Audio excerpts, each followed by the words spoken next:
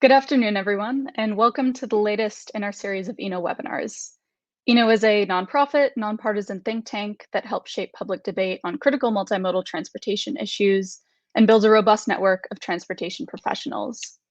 My name is Katie Donahue, and I'm a policy analyst at ENO. Today, we're discussing inland waterways, comparing US and international investments in inland waterway systems, specifically looking at 6 case studies in 3 case study regions of South America, Asia, and Europe. Joining us is Dr. Tom O'Brien, the Executive Director of the Center for International Trade and Transportation at Cal State Long Beach, and Paul Lewis, the Policy Director at ENO. Just a bit of housekeeping. At any point during the presentation, you can submit questions using the questions function on the lower right side of the screen. You can also submit questions after the presentation is finished, and we'll get to as many as we can during the Q&A portion. While we don't expect any tech issues, we do find that if you're having trouble exiting and rejoining the webinar, tend to resolve any minor issues. ENO is happy to offer a webinar series free of charge. If you enjoy our webinars and are interested in supporting our work, you can check out the link in the chat box to donate or become a member. After this presentation, you can find a recording of the webinar as well as a copy of the slides on ENO's website, enotrans.org. Our recording will also be emailed to all registrants within 1 day. And with that, I'll turn it over to Tom. Thank you, Katie, and thank you, Paul.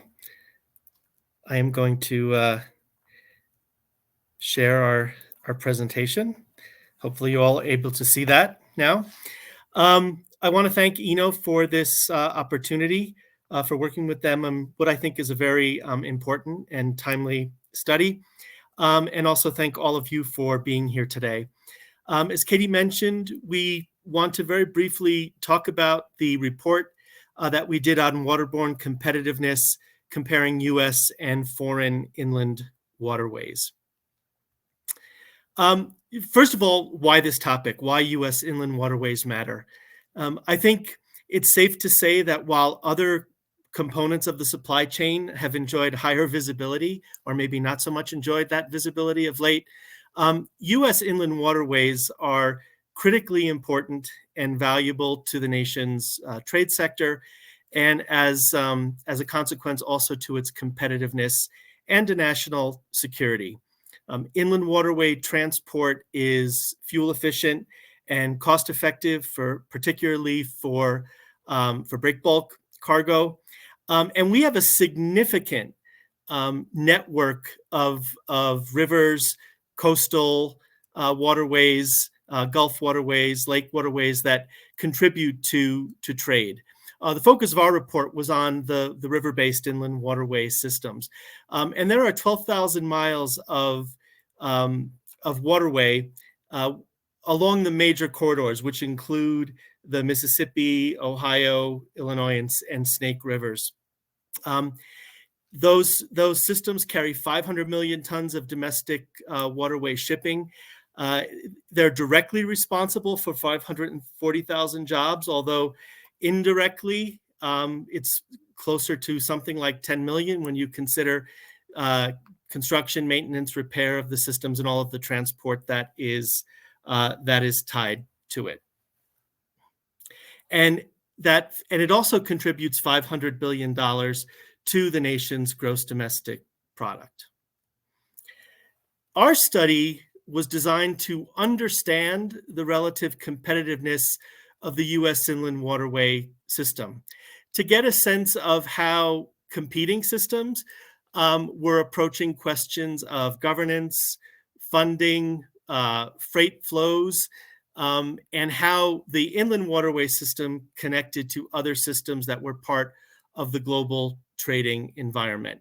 We wanted to, in the end, identify best practices in areas that were applicable to the US context, and that included private sector investment, risk management strategies, national planning strategies that incorporated inland waterways into those plans and programs, and governance models.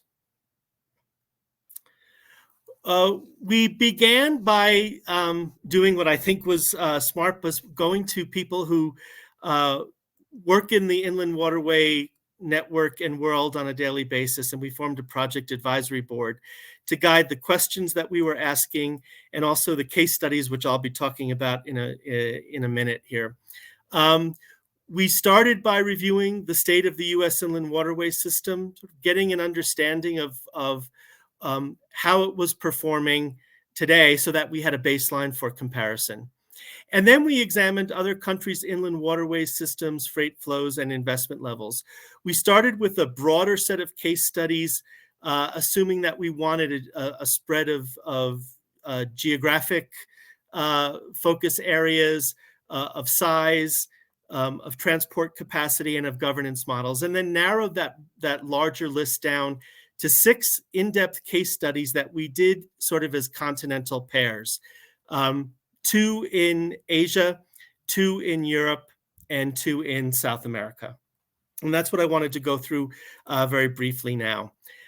In South America, we looked at, probably not surprising, the Amazon and then the Paraná-Paraguay system. Amazon, obviously critical, partly from a hemispheric perspective, but also simply because of its size and potential. It's a 4,200 mile long river system with 1,100 tributaries. It's a naturally navigable system, so there are no locks or dams on the Amazon proper, although there are.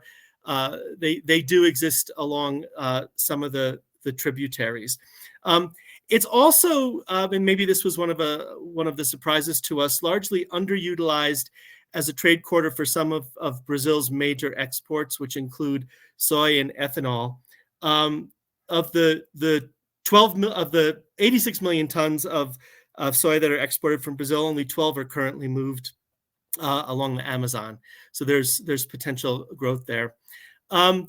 We also were interested in private sector investment along the Amazon. There are prohibitions on foreign ownership in the Brazilian governance context, but private concessions on the land side allow developers and the movers of key commodities to influence the way the waterway is used. Despite being, for the most part, largely contained within Brazil, there are a large number of plans in a complex planning environment with little coordination among those agencies. And as you'll see as a theme throughout all of these, there are certain environmental threats that pose challenges to those who plan for and use the waterway system. And in the Brazilian context, a lot of that has to do with opposition to further development of lands along the Amazon and increased use of the Amazon, that plans that destroy habitats. The other system that we looked at in South America was the Hidrovia Paraguay Paraná, the HPP.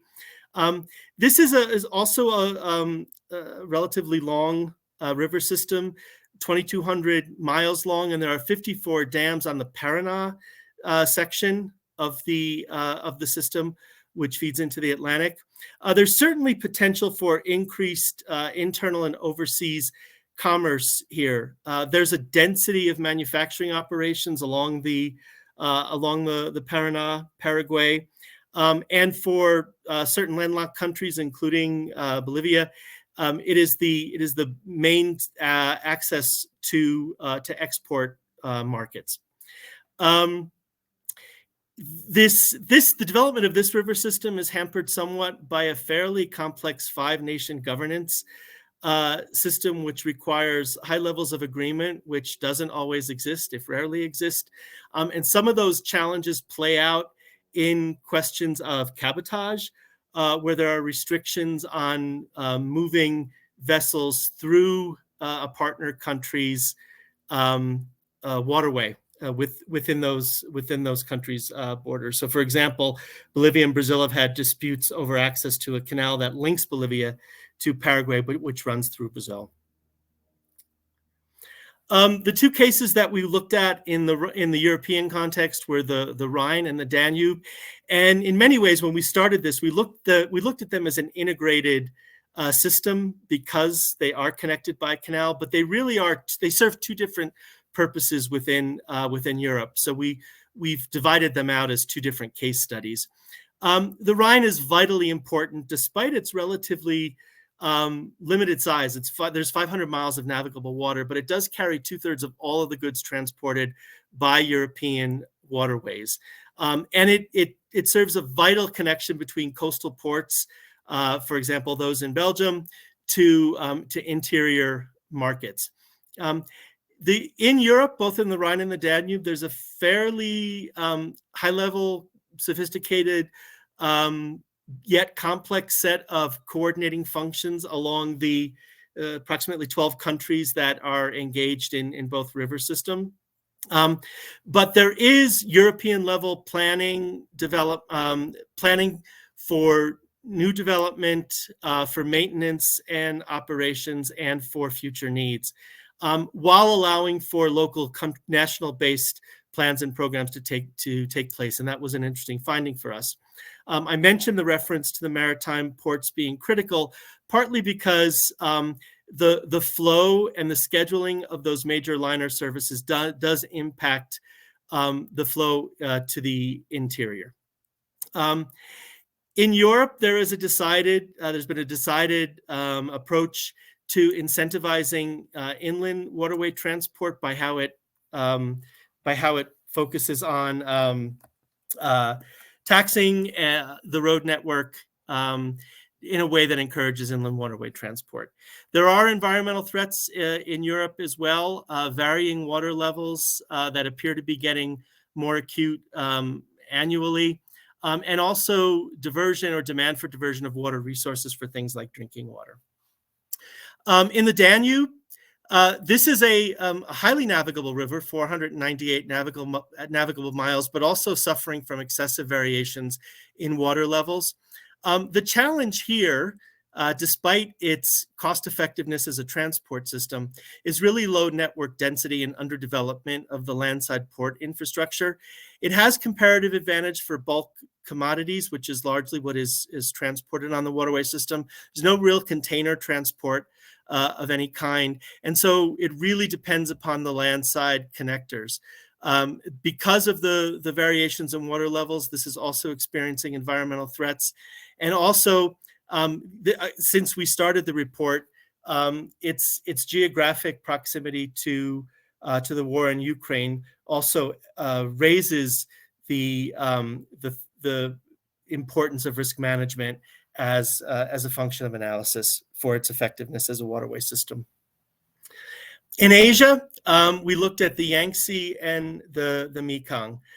Yangtze, not surprisingly, the largest trade-based waterway system in the world, 1,700 navigable miles, moves large freight volumes, really despite varying degrees of coordination across governmental levels within China. The river is fully contained within China, but the complex nature of national planning with provincial planning and even municipal and port level planning can complicate the use and the planning for future uses of the system. China is investing significantly in landside connections to improve links between the waterway systems to the road and rail networks. But here, as in other places, significant environmental threats coming in part from opposition to development and the impact of related manufacturing development along the river to local communities. And then the Mekong was the last of our 6 case studies, which is really interesting because the finding from this is that it's, in terms of trade, maybe the least significant of all of the rivers that we studied. There's major trade activity in the lower portions of the river system that are not in China. But China's approach to development along the Mekong in the upper ranges really dictates what happens within the region as a whole. And this is where we observe significant investments in hydroelectric development, including dams for hydroelectric purposes, which actually makes increased trade not possible in China. And as a result, you have fragmented traffic flows north to south. And in the southern portion, where you do the 200 miles, where you do have a fair amount of trade that finds its outlet at the ocean, the system is subject to seasonal flood pulses, which impact predictable flows. I know that's a lot to cover in a brief amount of time, and if you look at the report itself, I think you'll see. I hope you appreciate the depth to the case studies that's provided. But I think there are a couple of key findings that we can point to that relate to the areas of governance, investment, and risk management, which is where we started our analysis in the first place. The governance model really matters, whether it's within a single country or across the 5 countries of the HPP or the 12 in Europe. The planning context matters in terms of how you translate planning into money for development, maintenance, and construction and maintenance. And dominant actors can contribute to underinvestment through underdeveloped governing structures, and that is clearly the case with Brazil in the Amazon, and also to a certain extent the 5 countries in the HPP. The other thing that's a key finding in terms of governance is that you can't look at the inland waterway governance in isolation. You have to do it with what happens on the land side, particularly port planning. If you don't have coordinated port planning and regional development, you may get an overconcentration of port facilities that actually can serve to hinder trade. There's some indication that that's the case along the Yangtze.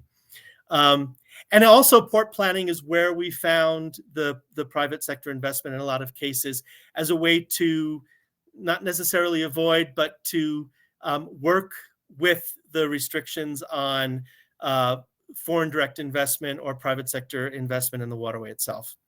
In terms of investment, there are competing strategies and competing uses at the national, international, in some cases regional level. Hydroelectric is the one that's most pronounced, and that was the case in the Mekong.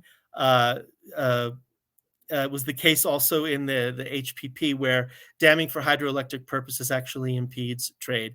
But we're also seeing competing uses coming from recreation, irrigation, and drinking water as well.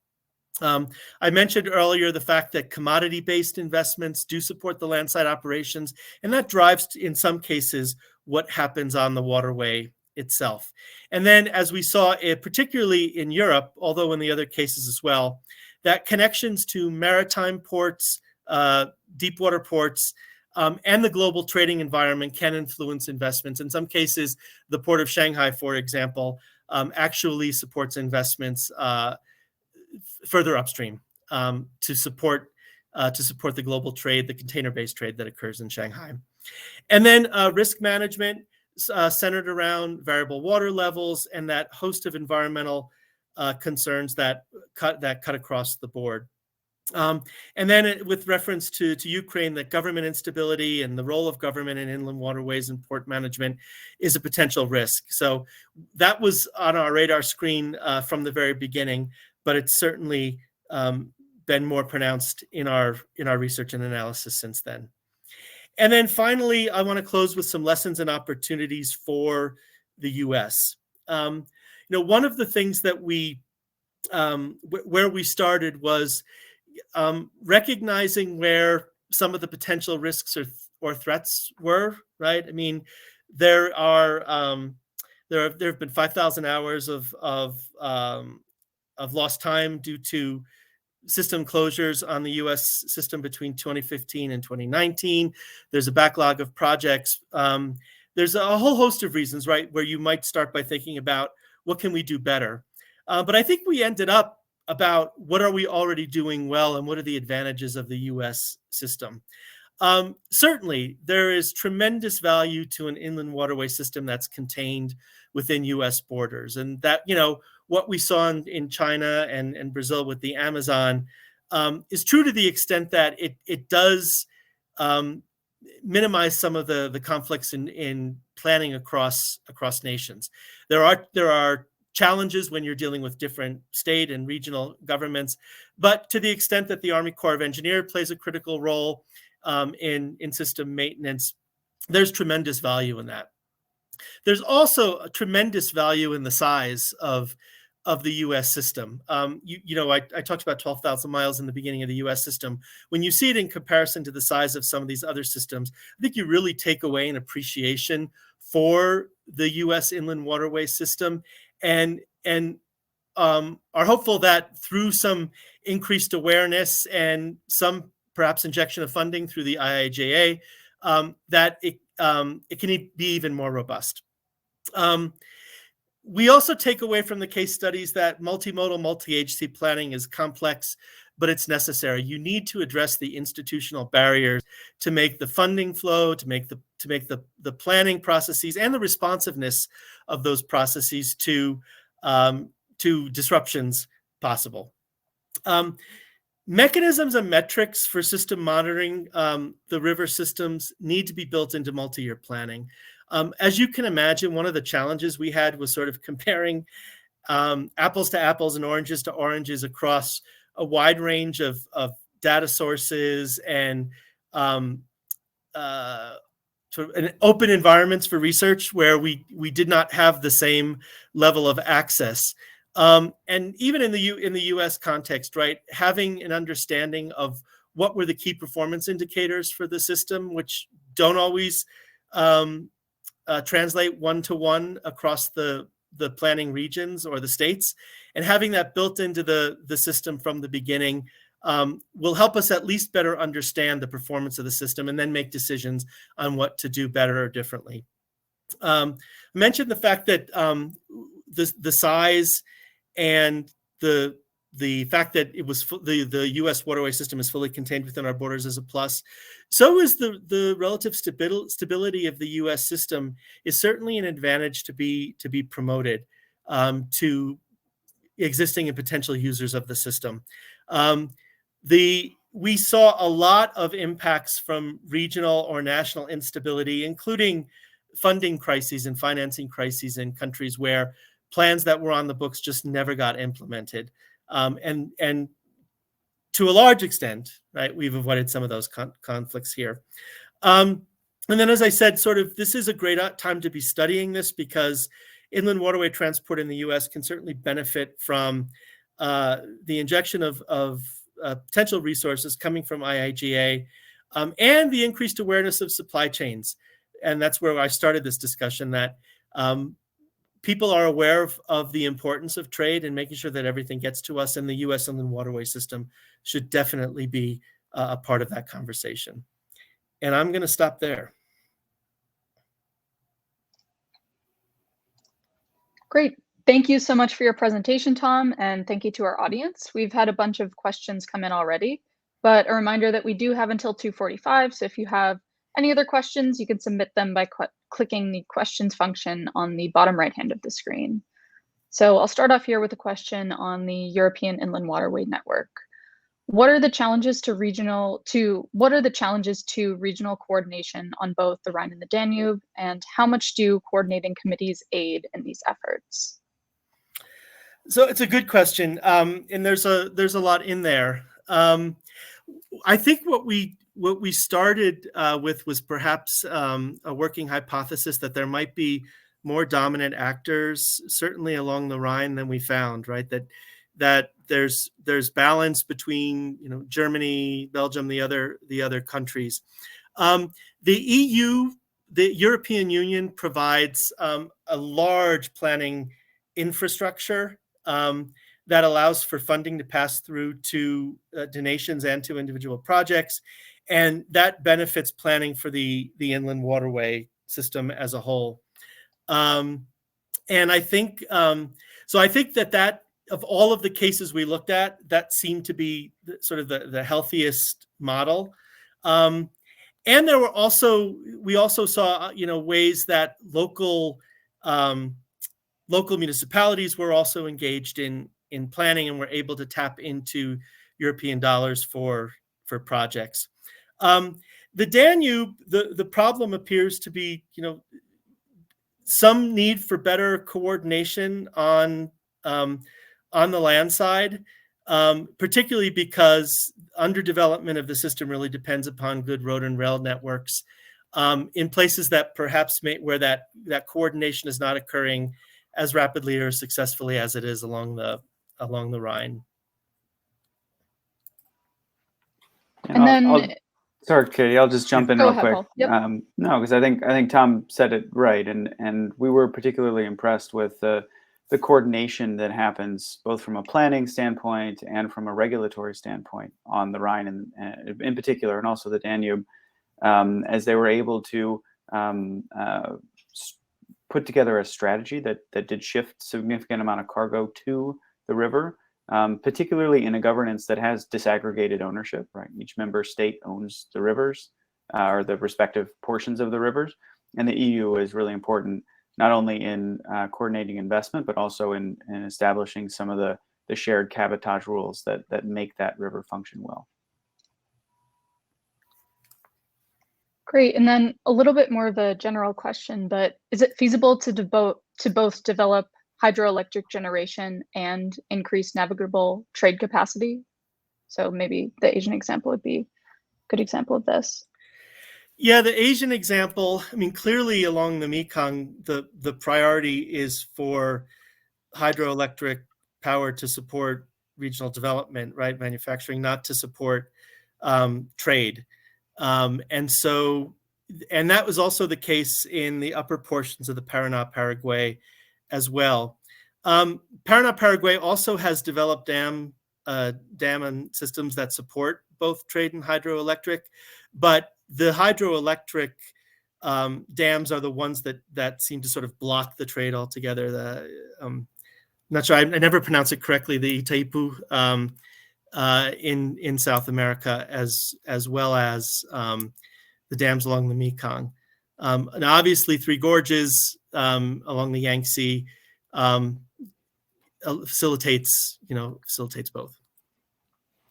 Yeah, I think that's right. And when we were looking at all these different rivers, there were very huge difference in strategies, right? And as Tom mentioned, each can have a different use, right? The Three Gorges Dam on the Yangtze River, the largest dam in the world, has multiple sets of lock chambers to facilitate trade up and down that portion of the river. So it was clearly a strategy both for hydroelectric power and for navigation, where the Itaipu Dam in South America on the Paraná River was clearly just a hydroelectric dam, does not include any navigation. It could, and it could be a huge boon to some export commodities along that river.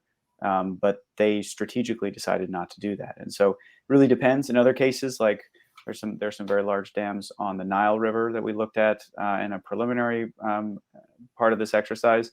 And those are almost exclusively for irrigation, right? Not for navigation or significant hydropower. So it really depends on what the goal is for the region and how they prioritize trade. Great. And then just a clarification question. You mentioned environmental threats to these inland waterway systems. What do you mean by that? Is that erosion at banks? Is that industrial or chemical runoff? Is it just everything? It's everything. It's the threat to local communities and habitats in all of the locations is the highest profile environmental threat, but there's erosion. The fluctuation in water levels, including the Rhine Danube, is impacting the ability to plan and the number of days of transport that are available to users of the system. That's a principal concern there, which in combination with demand for other uses of the waterway system, including drinking water, creates an environment in which environmental planning is paramount in every place that we looked at. Yeah, Tom and I were trading a story over email prior to this about some development that may be happening in the Pantanal region of Brazil. It's a huge tropical wetland area at kind of the headwaters of the Paraguay River. And there's some proposals from the Brazilian government to develop some ports along that facility, develop some agriculture, which would have huge environmental impacts on that surrounding region. There's a lot of pushback from the environmental community and from indigenous tribes that live in that area, right? And so a lot of times these projects on waterways have huge implications for the populations that live there and also the environment, right? The natural ecology that's there as well. And so that's a threat to development of a river. It's a threat to the environment. And those kind of things can hang in balance quite a bit. Mm-hmm. So before you mentioned the environmental challenges in China, has this actually hindered their progress on expanding their transportation network? That's a good question. And I don't know that I have the perfect answer to that. It does seem that the landside development, particularly development of the road network, is happening at a rapid pace, as is the trade on the Yangtze itself. Where it's become interesting, I think, is in opposition from partner countries in the Mekong Delta, where particularly in a place like Laos, where the waterway is used for sort of more localized transport of goods that can't rely upon a road network. Any decisions made by China that impacts development further down the river can have dramatic effects, but it doesn't appear that the plans and policies that are being developed are being stalled. I'll just say that. And then we have a question. If you could go into a little bit more detail on how you said that Europe increased the use of the inland waterway system through taxes. Yeah, well, actually, the way I probably should have said it is the way it incentivizes the transport along the waterway system. The EU excludes waterborne transport from its taxation program, and diesel use on the Rhine is also exempt from taxes. And there's a new energy tax directive, well, not so new now, energy tax directive that has also looked at differential tax rates for energy projects or energy products that are in use in different modes of transport for intra-EU navigation. So it's more incentivizing and in that sense subsidizing the waterway transport system. Then we have another question on the industry contributions to O&M on the system. Someone said that in FY20, less than 9% of it contributed to operations and maintenance. So should there be industry contribution to O&M to help the individual inland waterways? It was the question in the U.S. context? Yes. I'm going to assume that it is. So. Well, to the extent that an efficient functioning of landside operations makes the waterway, that component of intermodal transporter, more effective, then certainly yes. But I don't know whether you're talking about industry contributions to the waterway system itself. And Paul, you may have some thoughts about that. But I think the road network and the port facilities, much like we saw in other places, may be the most effective place where private interests can impact O&M. Yeah, and I think there's also the question of fairness that comes up a lot, right? Why would the inland waterway system not necessarily have the same level of user support than the railroad system, right? We didn't get into that in this research. It's an interesting question, and I think that it's one that is worth exploring. But at the same time, transportation is a very distorted market with all kinds of subsidies that go back for a long, long time, and there's also some regulatory challenges with making some of those changes. So we didn't get into that in this work, and we also found that in most other places, access to the waterways is generally free or at very low cost for the freight users. Right. Then building on that, someone else is asking what kind of investments could help promote intermodal cargo to shift to the inland waterway systems in the U.S.? So I actually think that the waterway system moves efficiently a certain segment of the trade right? A certain segment of trade. We looked at questions of, sort of a potential market for increased container trade on the inland waterways systems. And I think generally we found that it's not being moved on inland waterways probably for a reason now. There are external factors, including fuel prices and other things that may be market driven and not policy driven, but that will create an environment in which a shift to water-based transport is possible.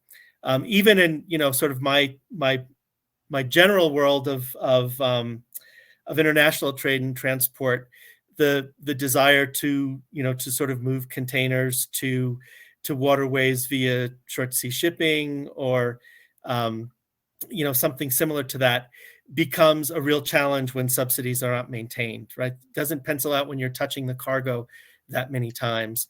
So, I don't know except to say that I think making the system work for what it already moves may be the place to start. Yeah, I think that's right. There are some containers that move on the U.S. Inland Waterway System. There's 2 pilot programs that are funded and subsidized by the federal government. One moving some containers up and down the James River between Norfolk and Richmond, and another moving a limited number of containers between Memphis and New Orleans. Part of it, to Tom's point, is geography, right? They're just, whereas the Rhine goes from the port of Rotterdam up to a bunch of major cities within a few hundred miles on the Rhine River, the U.S. doesn't really have that. And so geographically speaking, it's a long ways from New Orleans to Chicago or some of the other main population centers in the center of the country. So it doesn't necessarily pencil out there, particularly when we have a pretty robust freight rail network that can do the same thing at comparable prices and a much lower travel time. And so what we said in the paper is that per Tom's point, if we work to make the system reliable and dependable and something that shippers want to use and private companies want to invest in, then if it makes economic sense, then they'll invest in those facilities.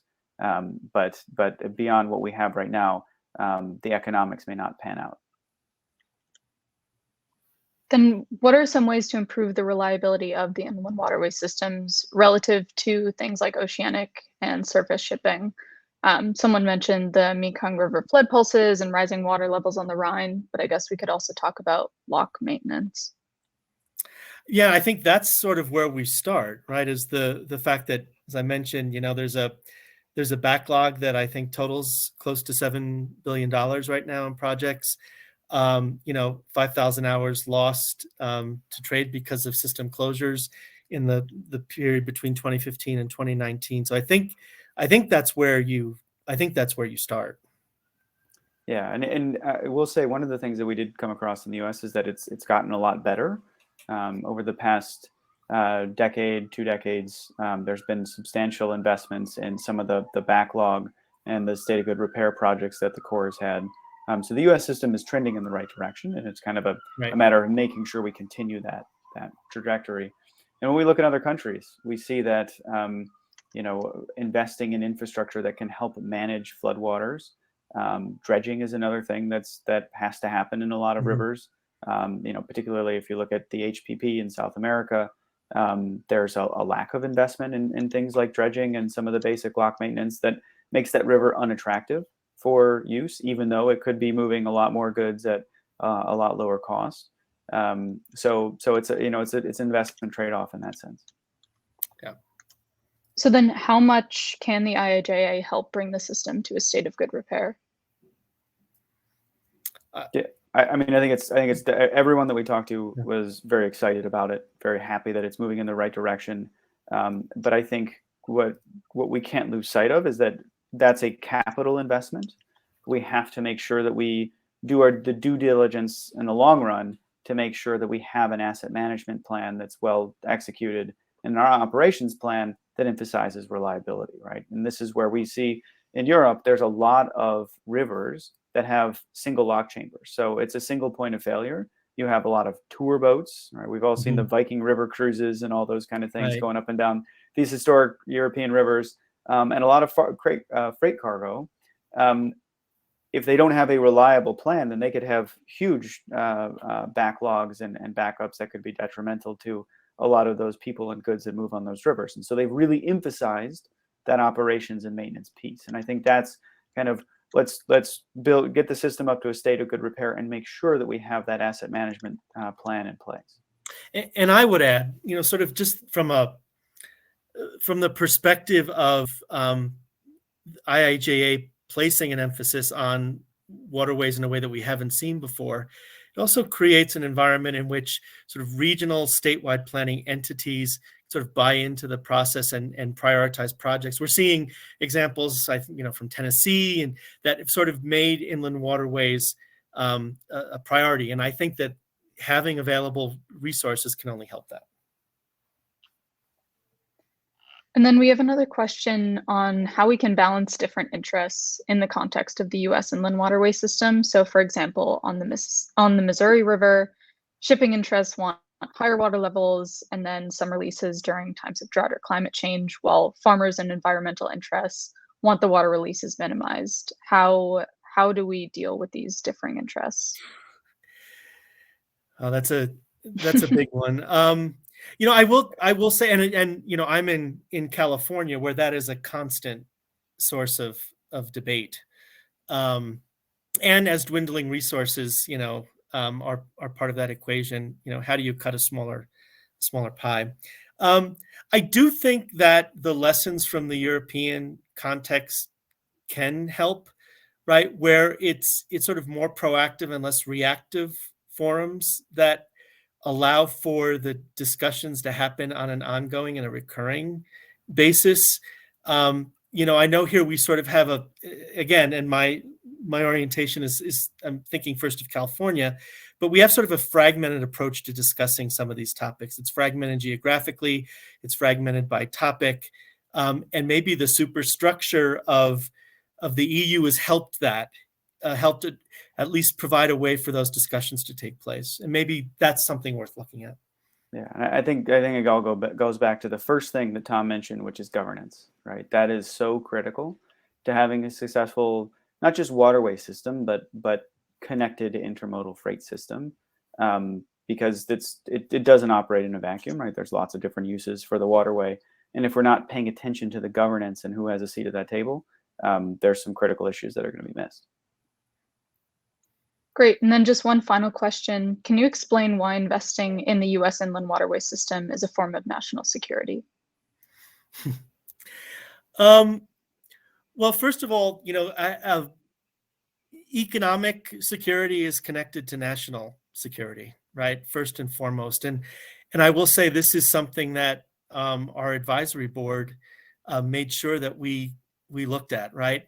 And so an inability to compete effectively for export markets and to grow our own internal markets puts us at risk economically, which puts us in a challenging position from a national security perspective, right? Then there are other, whole hosts of things, the questions of cybersecurity of the system, the vulnerability and targets of the trade system connect to national security as well. Right, and the only other thing I'll add, because Tom's right on with that, is that the military does use the inland waterway system a lot to move troops, to move equipment, to move rocket boosters. Right, there's a tremendous amount of goods that go from the interior of the country that are kind of critical to the military standpoint that go to other parts of the country, right? And so that's a really important point on our own. And so it also matters that we look at other countries and how their systems are developing. We keep an eye, mostly from an economic standpoint, but particularly when other foreign countries are investing in other countries' waterway systems that have geopolitical ramifications, right? Those are all things that really matter from a national security standpoint. So there's a lot of different angles you can take from a national security side. And again, to Tom's point, that was really a critical part of having our advisory panel. Those folks were very much helpful and instrumental in guiding a lot of what we put together in this work and shaping some of our thinking on the national security piece. And so definitely want to thank them for that component of it. Agreed. Great. And with that, thank you everyone for attending today's webinar. You can find the slides and a recording of the webinar on our website, enotrans.org, and a recording will also be emailed to all registrants within a day. Eno is happy to offer our webinar series free of charge. If you enjoy our webinars and are interested in supporting Eno's work, you can check out the link in the chat box to donate or become a member. Thank you to Tom and Paul for joining us, and to our audience for your participation. Make sure to sign up for our next webinar, Planning for People, the History and Future of Inclusive Transit Planning, on June 16th. Have a good afternoon. Thank you, everyone. Thanks, everyone.